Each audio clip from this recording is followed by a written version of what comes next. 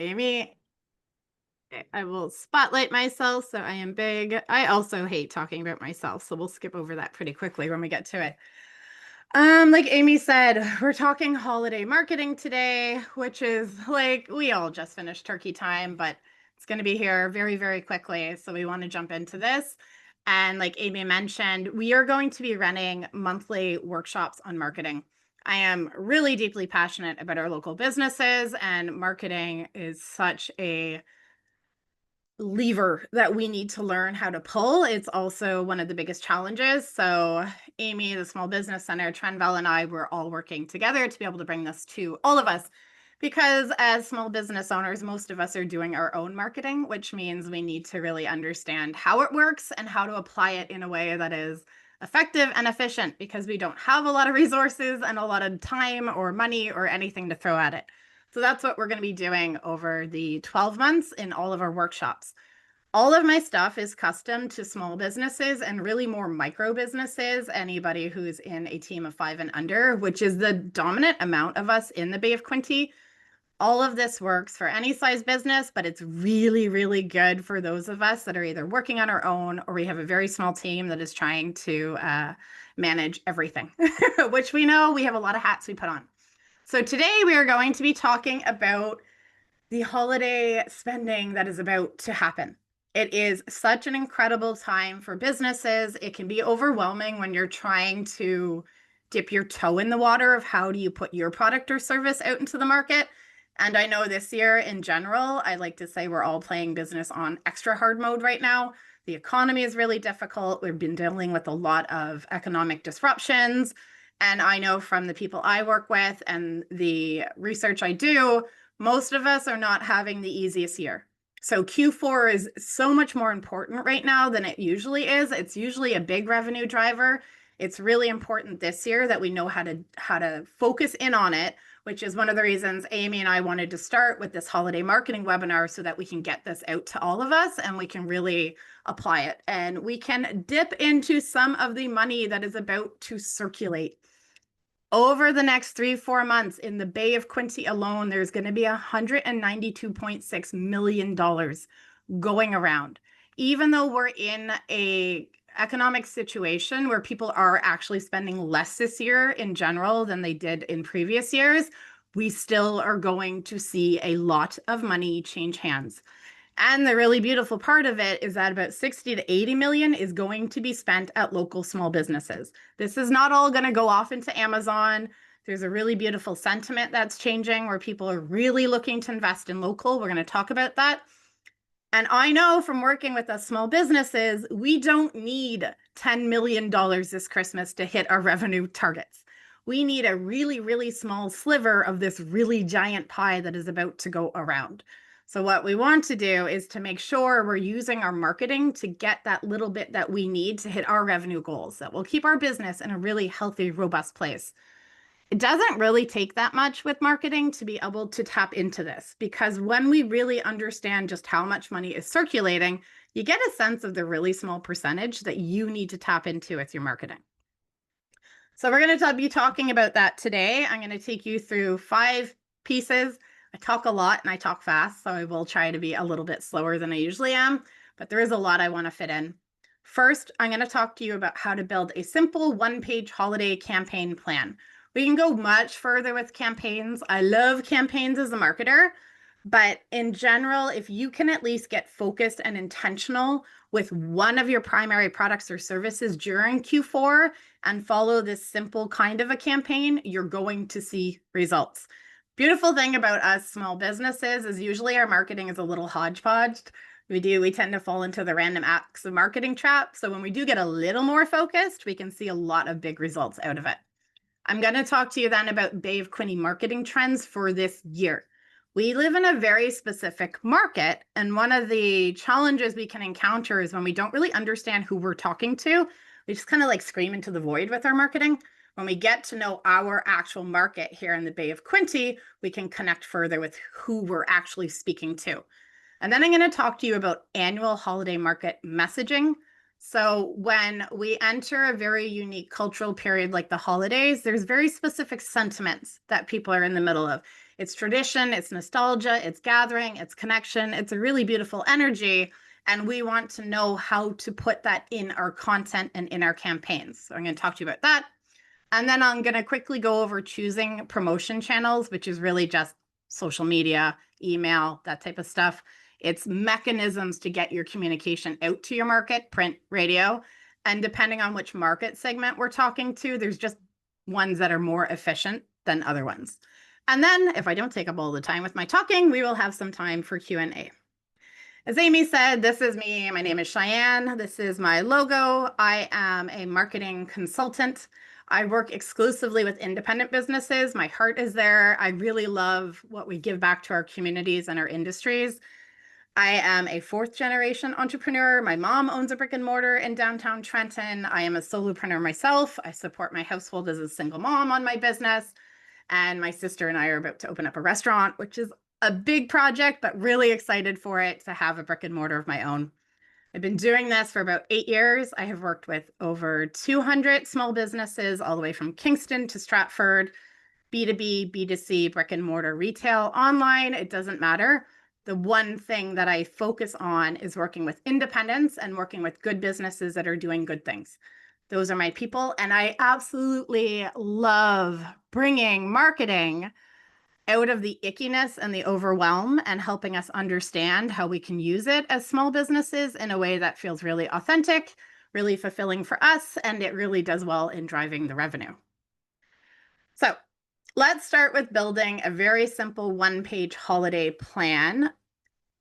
When we're done this, Amy will send out an email with a link to the recording.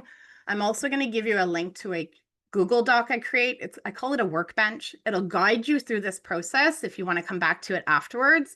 And it will give you a one-page plan that you can plug in. Beautiful piece about this is if you use ChatGPT at all and you go through this process with the information I'm going to give you, download it as a PDF, feed it into your ChatGPT, and ask it to help you create the content. So it will pull all of the information together and help you create content. Never put that content raw out into the world. Always make it more personal. Always add the human vibe to it. But this will help really shortchange the next half of this work, which is going to be creating content. So for a very, very simple campaign plan, we're going to go through 5 pieces. I'm going to give you the information you need to make these decisions today, and then you're going to have to sit down and do the work. So I know we can spend a lot of time on webinars just getting information. Make sure you actually do the work because you will see really good impact out of this. I've done this with enough people to know. The first thing is picking an offer. So choosing a product or service. I know in our dreams, we could sell everything. We don't care what people buy as long as they're buying from us. But we want to get focused so that we can bring a specific offer out to the community or the industry in a specific way that will get interest. Next piece will be deciding your audience segment. There's a resistance that tends to come up here as well, where it's like, but I could sell to everybody. Yes, a lot of the times our product or service can be sold to anybody, but we cannot speak to everybody. When we are marketing, we are communicating. So we want to get focused on who we are specifically speaking to. Then we're going to talk about your message, which I touched on earlier. There's very specific sentiments and themes we tap into during the holiday seasons, and we want to weave that throughout our campaign. We're going to talk about channels, and then we're going to talk about deciding an action timeline. Inspiration does not matter. We can have the most amazing ideas. If we do not move it into action, we will not see results out of it.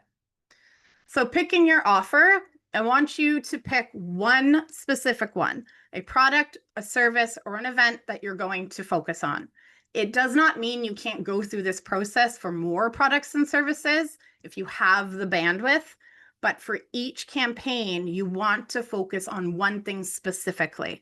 That is how you drive revenue, and it's how you bring feet into the door or clicks onto the website. When we're too general, there's nothing sticky for people. It doesn't get traction. So in general, if someone is doing their first campaign, I usually tell them what usually sells really well during the holiday. If you have more capacity to deliver or produce more of that, you probably have untapped market that you could bring in more demand for. So if you have a holiday seller that tends to work really well, or you have a specific kind of product you want to use, you can lean into that. Martha, I see your hand up. Yeah, is it okay if we ask questions? Yeah, go right ahead. Okay. Hi, Cheyanne, by the way. It's so lovely to see you. It's been a while. Aw. Um, so based on that, like to choose the one as a service provider, counselor and energy healer, what is the word? Like I am the service. So how do I market one of me? So for you, I would highly recommend you come up with something that is a unique offer for the holidays. There's a lot of interpersonal stressors and energy that people end up in the holidays that is very specific to that. So even though you're really selling the same service, you want to package it up differently so it speaks to where they are, and that becomes a holiday themed offer. Okay. Make sense? Yes. Thank you. That was perfect. You're welcome. I love that Instead question. of I what get that you a lot. do. Okay. So a bundled service or gift package, those really, really sell well during the holidays. Gift certificates, huge this year. It ties into where people are economically. If you do not yet use gift certificates, you are missing a great opportunity for revenue. Also, people tend to come back and use them in January and add some of their own money. So it brings a post-holiday revenue spike as well. An event, open house, or loyalty promotion. So you want to pick one thing anytime you're making a campaign. You're not promoting your business, you're promoting a specific product or service that will be relevant to people during this season. Let's go into, I love this. I did so much research and it was like the nerd in me was so happy to do this. We're going to talk about the Bay of Quinte market trends. Even if you were online, and I work with a lot of people who work online, you will get so much further with your marketing and your business development if you first focus on who is in your city, who you have connection to through proximity. It is very difficult to speak loudly into the noise of the internet and to really demand attention. It takes a lot of content, it takes a lot of marketing, it takes a lot of things. We have an advantage locally because we belong to this community. We belong to the people who are around us. We have a lot of overlap, and that makes us an easier choice for a lot of people. So even if you are selling online, you still want to lean into who is in your immediate geographic market. Chances are, again, there's so many people in the Bay of Quinte, you probably don't need to capture a huge market share. You probably only need a small amount, so why not start where we are? It also helps to keep our money circulating locally, and we all benefit in that way. In the Bay of Quinte, we have some key municipalities. Depending on your type of product or service, you could serve all of them. You could be more local. One of my clients is a gym. That's hyper local. That doesn't even cover the whole city. I mostly market to who's in the adjacent neighborhoods. So you need to know a little bit about your business, but in general, we're going to talk about who is here in the Bay of Quinte and the dominant market segments and what they're looking for during the holiday season so that we can connect to them and speak to them. So Belleville we have is our regional retail hub, balanced mix of urban rural mix. We have strong service and healthcare employment. Quinte West, which is where I am, we have a military part of our market, which is a very unique segment, a lot of public service influence. We have a stable income, which is ironic in Trenton because of where our market lands. There is stability in the income, even in the volatility we're in the middle of right now. We have a really growing commuter and remote population from the GTA and other large cities, and we do have a strong local loyalty base. We're going to talk a lot about that growing commuter and remote population. There's untapped potential here for a lot of us. PEC, it is its own unique little vibe. It's very distinct. It's very lifestyle driven, tourism influence, design forward, values authenticity and sustainability. Oh, Marta's got to go. Bye, Marta. I think she's already gone. Brighton, small town, family anchors, traditional spending patterns, strong local loyalty. And Sterling and all of our little tiny rural communities, really tight-knit community values, slower adoption of digital, price sensitive, but loyal. So within these 5 municipalities, mostly we have 3 market segments. These are our purchasers. We have working families, we have retirees and older adults, and we have this influx of newcomers who are professional and remote workers. You can see generally there's a different ratio depending on where we are. PEC has a lot of the newcomers and the professional workers. Quinte West and Belleville, we tend to have a lot of the families and retirees. Brighton and Sterling, they've got a lot of those retirees because they're the smaller towns. So depending on where you're located, you might have access to a bigger audience of one of these. It does not mean you cannot speak to the smaller audience. The newcomers are a really, really great opportunity right now because what's happened is they've moved in and they have spending patterns that match larger cities. We don't have supply for that yet.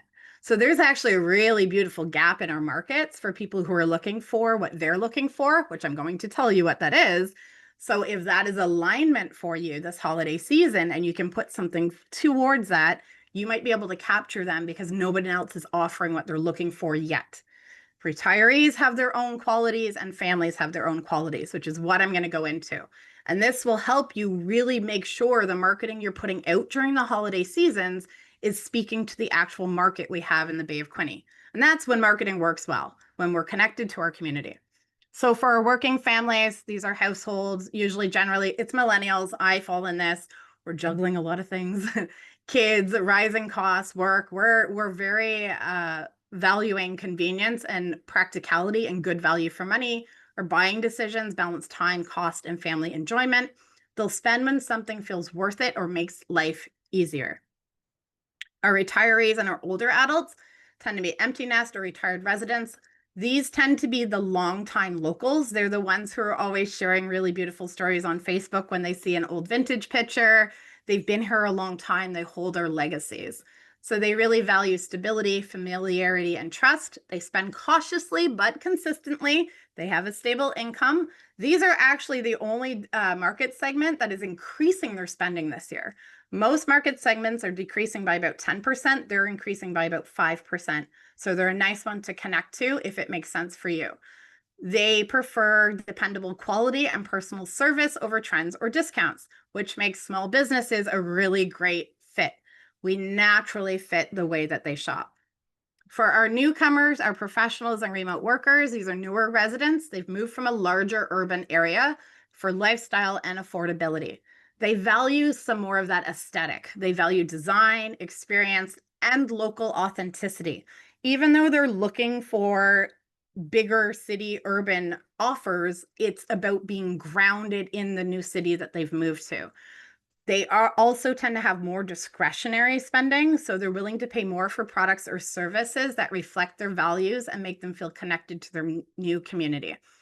These are a nice one to tap into because they will be spending this holiday season more than families and on different things, so it depends on your business.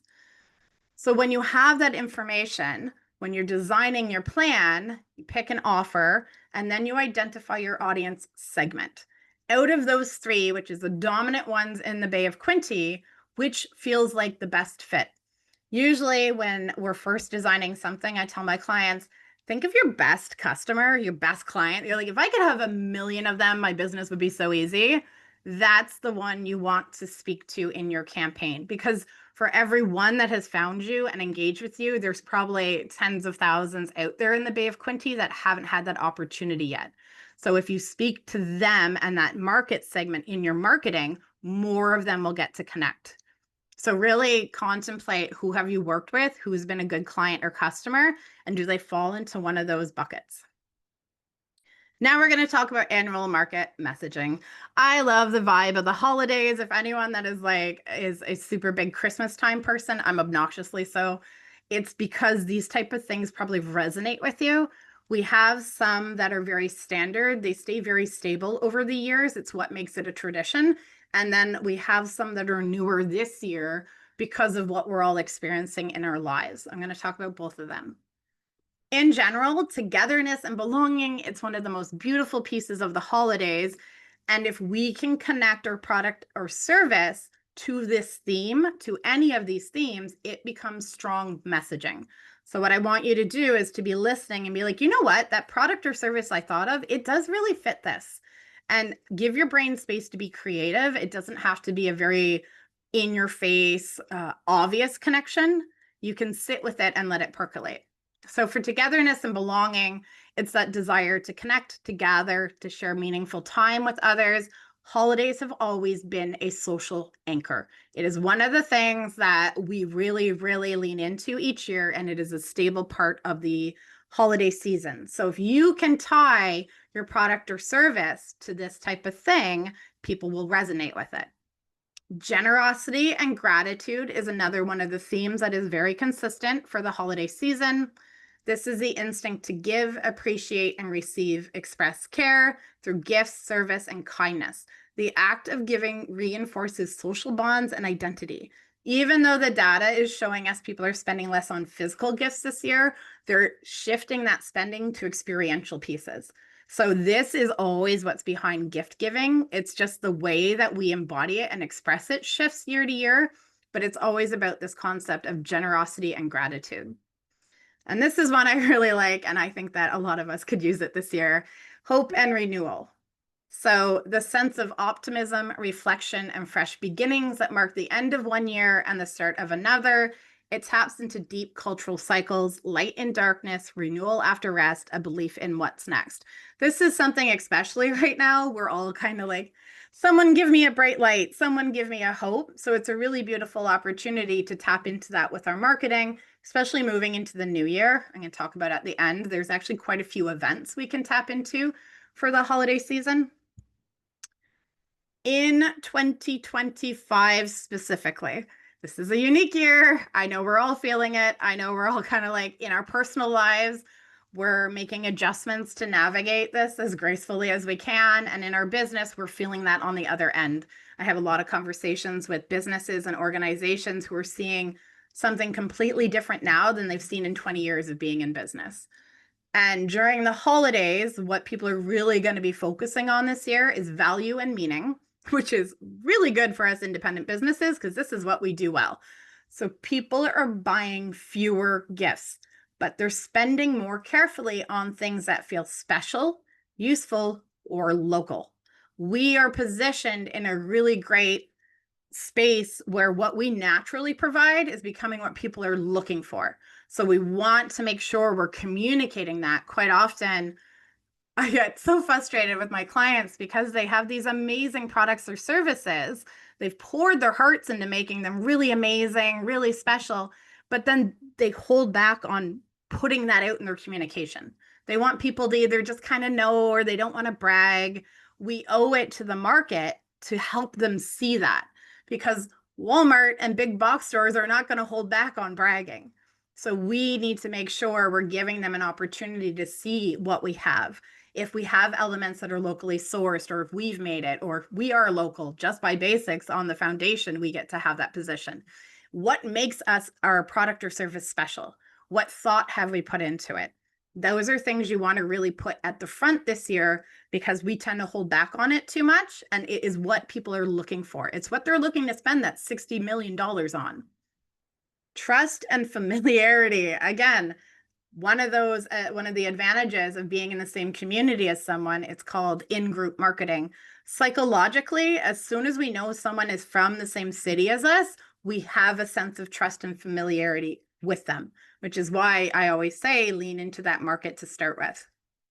And because of the economic uncertainty, people are really sticking with known brands or community businesses. There isn't a lot of novelty that will be happening this year. People will not really risk purchasing from a new, like something online. Whereas like before when we had money, we'd like, if it doesn't come in, it doesn't come in. That mentality, we're leaning into the opposite. So being a community business, being local, being small and independent really gives you an advantage because people will have a sense of trust and familiarity. Even if they're not a current client or customer, you get to lean into that advantage just on nature of being a real person who really lives in their city. You have an increased amount of trust and familiarity. And connection and care. That is our final one for this year. Consumers really want the holidays to feel normal again. We've been through a lot of disruptions over the last 5 years. I feel like normal is a long forgotten memory. And this is what people are really looking for. It's less about like, how do I spend as much money as possible, and more about how do I make sure the money I have gives me the Christmas feeling I'm looking for or the holiday feeling I'm looking for. So it's really about cozy, traditional, and emotionally grounding.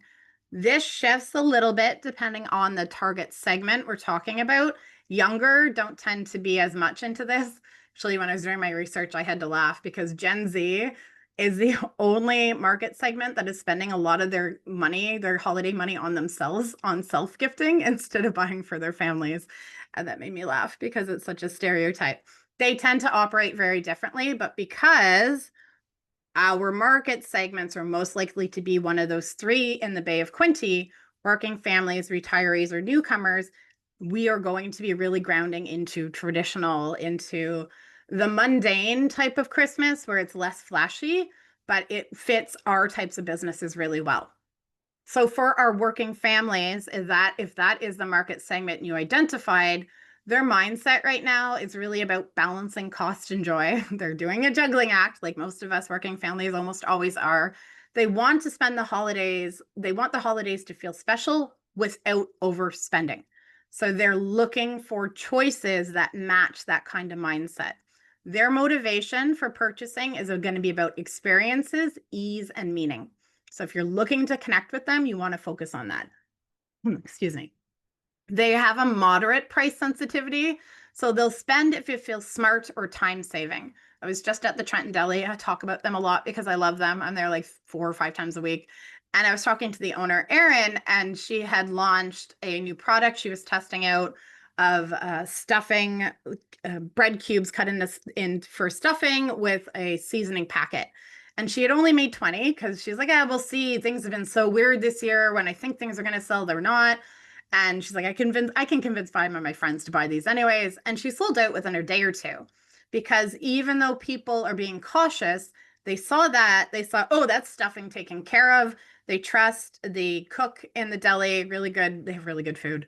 Yeah, if you haven't been to the Trenton Deli, you need to go. I love them. So she was able to sell out without really promoting these because it fit that concept of being time saving. For working families, it's really important. So marketing message, when we talk to our working families, we're going to be talking about really practical optimism, making the holidays easier, not harder. If we're connecting to retirees, which again, they will be spending 5% more this year. Every other market segment is spending less. Retirees will be spending more. So their mindset is really based on security, loyalty, and community. They value reliability, friendliness, and familiarity. They will shop the brick and mortars. They much prefer in-store experiences. Their motivation for the holidays is about tradition and gratitude, giving thoughtfully to family and supporting local favorites. They will be buying a lot of gifts. Retirees buy more gifts for others than any of the other market segments. Their price sensitivity is high. They like a good deal. They prefer dependable quality over flash. Again, I know almost every business that is small and local, quality is a huge focus, and it's not something we put enough to our audience so that they can make these conscious decisions. We worry sometimes with marketing that we need to be flashy, we need to be as promotional as all of the big box stores, but that's really not what people are looking for right now, and it's not what people in our market are looking for. They want quality. So put that front forward in your holiday offers and your campaigns, and they will have an opportunity to connect with that, even if the pricing is high. I think it's like 60% of consumers are willing to pay more for something that's Canadian made right now. They don't care if it's going to cost them more, even though we're all very budget conscious. If it's Canadian made, they're willing to do that. So the marketing message for retirees is about warmth, being trustworthy and appreciative. We're here for you this season. For our newcomers, they're professional and remote workers. Again, I'm really excited about this market segment. It's this influx of discretionary spending. I have been in Trenton off and on since the 90s. It's a completely new city now than it was even 5 years ago. So the mindset for our newcomers is they're seeking belonging and lifestyle satisfaction. This is much less about practicality for them. They have more discretionary spending. So they're really looking to embody a certain lifestyle. They want to feel good about where and how they spend. They're very value driven in their spending. They're looking to embody the core values that they carry in the businesses that they exchange with. Their holiday motivation is very much about discovery, aesthetics, and local authenticity. Usually, I recommend if you're working with retirees or the working families, you don't have to worry too much about things looking super polished on social media. You can keep it kind of real. With the newcomers, the aesthetics are important. They're looking for that kind of energy and vibe. They have a lower price sensitivity because they tend to have discretionary income. They have a higher household income than the other two market segments. They will pay for design, story, or convenience. If you are at all leaning towards a higher end or luxury position, these are your people. Untapped. They do not have enough supply to meet the demand they brought to the Bay of Quinte. You can tell I really, really like this market segment, even though they're small. So for them, the marketing message tone is elevated but real. This is the other thing. They chose to move away from a large urban center because they are looking for the values we have in our smaller communities. So you don't want to push that away. You want to fold it into the aesthetics. So locally made, designed for life here. So with that information, you can then move into creating your holiday messaging. I've included it in the workbench that Amy's going to send out the link for. There's two parts in that. One is like a guide to help you go through the brainstorming process, and the other is the one pager that you can plug that into. But when you're looking at your holiday messaging, this is really what it comes down to. This holiday season, our customers are feeling, and then depending on the segment, you should have a sense of what they're feeling. Families are feeling stressed for time, but they really value emotional experiences with their children and each other. And our offer helps them feel like one thing is off the to-do list. So when you can connect these two things together, and you're not just selling your product or service based on like, here's a 400 tub of breadcrumbs, 400-gram tub of breadcrumbs. It becomes an actual campaign rather than just like a catalog of what you're offering. This is what makes marketing resonates and makes it help you connect to the community with where they are. And it drives sales, which is the most important piece. Now that we have those pieces, we just need to choose holiday promotional channels. Channels are really what social media, email newsletters, ads, print ads, digital ads, that's all they are. They're just channels of communication. So when you're doing a campaign, you have your offer, you know your target segment, you have a sense of your messaging, you need to communicate it to your community or your industry through channels. Generally, there are ones that work best depending on the market segment. I am sure everybody most likely has some channels they've already established. Work with the ones you have. One of the worst things we do is we have way too much going on as small business owners, and we're trying to do way too many things. But if you can get focused and narrow down for the segment that you're speaking to, it will help a lot because we do not have a lot of time, energy, or money to put into marketing. So for working families, they really love Facebook, especially Facebook groups. The older population loves these as well, but they are so time crunched that your Google My Business is going to be really, really important because when they're looking to make a purchase, they're going to Google it or they're going to go on ChatGPT, which there's a crossover with Google. That's a whole other workshop waiting to happen. They need to get the information very quickly and very clearly. So make sure your Google My Business is really, really solid. If you are running any holiday promotions, get it on your Google My Business. Do a little update if you have to, get it up to snuff so that they can connect with you there. If you're a brick and mortar, in-store will connect with them, especially if you can make it experiential. Overall, everyone loves that. If you can put on holiday music, offer a free cup of hot chocolate while they browse, something like that, it will help a lot. They're convenience driven. They will respond to things like information bundles and helpful tips. So something like 3 ways to make dinner easier this December and save 10%. That is how you connect with the working families in the Bay of Quinte. For our retirees, they also like the Facebook. They still respond really well to local print and radio. They're really easy to reach that way. Radio can be a big budget line. I know I have a couple of clients for doing it, but they offer things like the morning show does free giveaways. So you can get on the radio that way where you can talk to them if they have a spot open where you offer a product or service. And then that gets you on the radio. The retirees love their radio. I listen to the radio still. My kids make fun of me because I'm old school like that. They love in-person visits. Anytime there's something happening, if you can get there in the 3D, old people, I'm not retiree for sure, but like I have that mentality. We like to get together in person and respond to people who are seeing us in person.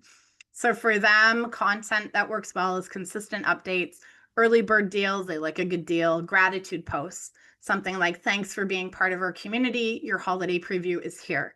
They like feeling a sense of continuity and a sense of connection. And a lot of them have been in Trenton or Belleville or such most of their lives, if not all of their lives. And our newcomers, they tend to be on Instagram. They're a little more lifestyle based. They like local guides. If you can connect with anybody that is making something like that, any kind of publication, I do one myself. Websites, they will be looking more digitally. These ones are less about referrals because sometimes they don't have a strong network yet either. So they're going to really be leaning into digital stuff to find out what's going on and what's available in the Bay of Quinte. They tend to also listen to podcasts more.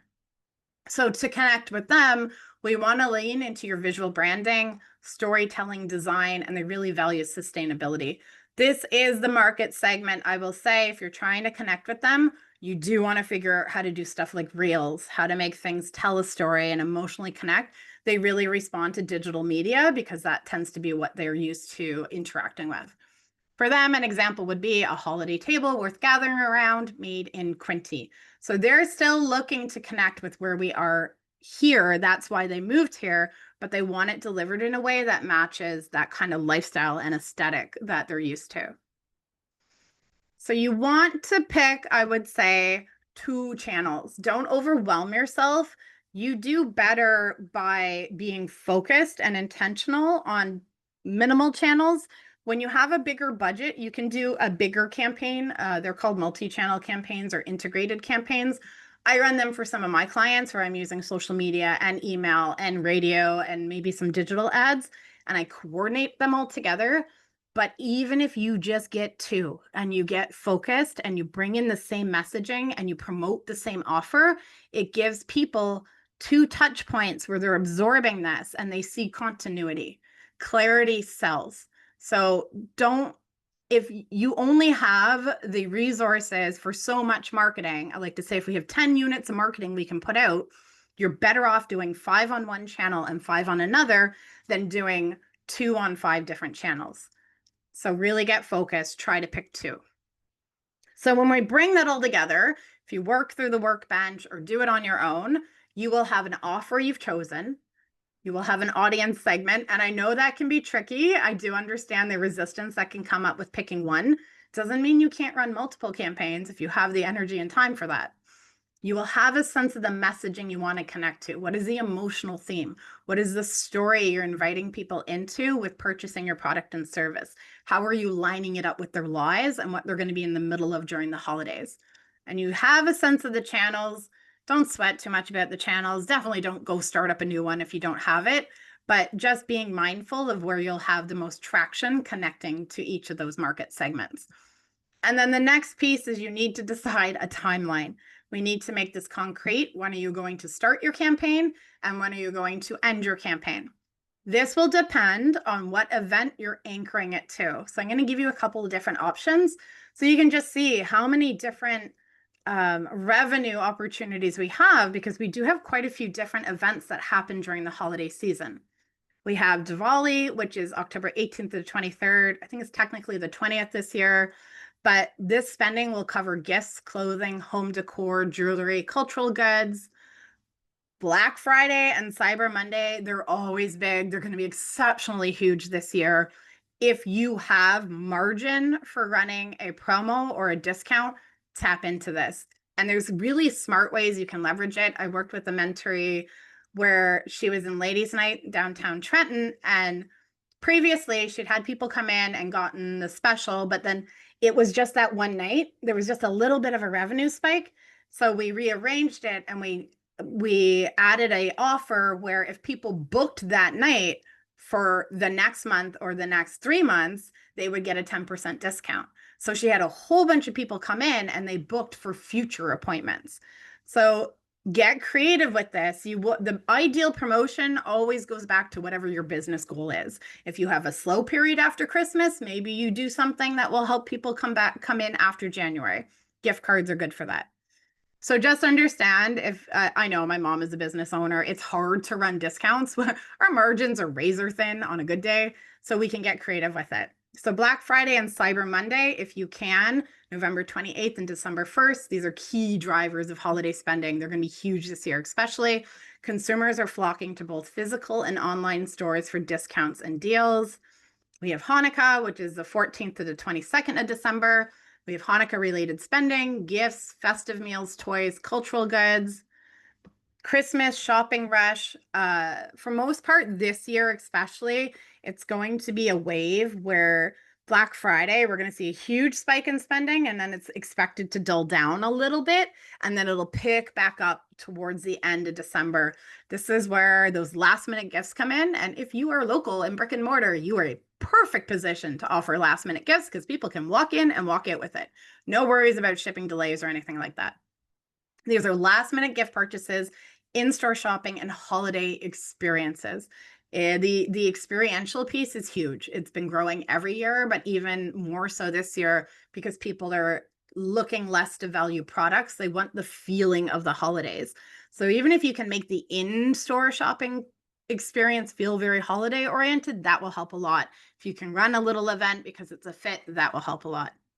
We have Boxing Day, which is the 26th. It does not end at Christmas time. This is traditionally Canada's biggest shopping day. After Christmas, consumers are hunting for post-holiday bargains. And then we have New Year's Eve, which is December 31st. Consumers are going to spend on food and drinks and party supplies. They will also go out to enjoy the holiday. And this is kind of the tail end of it, where I would say this is about the last one you'd want to tap into. But you can see we have a good like full 2, almost 3 months of holidays. We could have even done this before Thanksgiving and talked about how to tie into the Thanksgiving spending that happens. So get creative with it. You might not be a fit for one thing. You can be a fit for something almost entirely certain. There is some way to connect your product or service with one of the big events that are going to happen. And I did not take up the whole time. So if anybody has any questions, anything specific you want to ask, feel free. You can raise your hand, drop it in the chat, whatever works for you.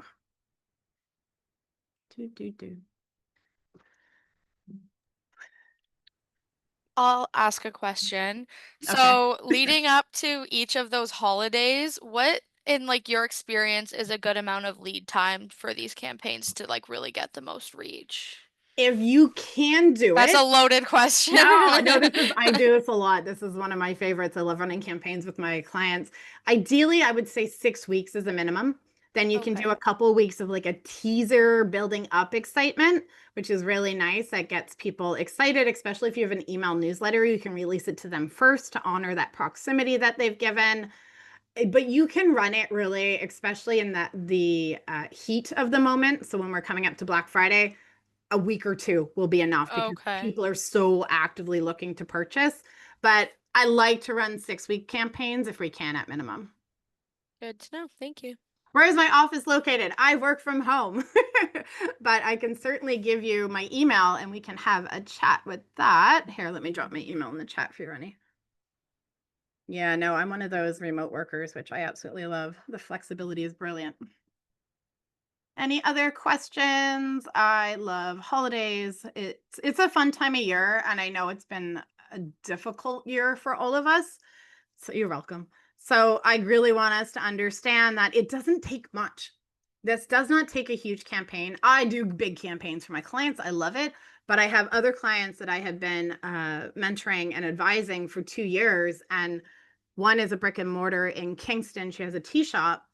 And she is at the point now where she's run her holiday campaign. She sells the same type of stuff every year. She gets to just reuse those same assets. So it's not a big job to run her campaign again. And she's able, I think she's at 16% increase year over year from last year. When a lot of businesses are struggling to see any growth, she's able to tap into this campaign using the same kind of messaging, little bit of refresh. And as a business owner, she has that asset now. She doesn't need to worry about it. She gets really busy during Christmas, which any retail, we know we get busy. She's able to pull that up every time now and still see the increase in revenue that she's looking for. That is my spiel on campaigns. I love them, especially during the holiday season. We have such a strength in the market right now. People are looking for local, they're looking for quality, they're looking for value based. And we want to lean into that and put that out in our messaging so that people have a chance to see us as an option.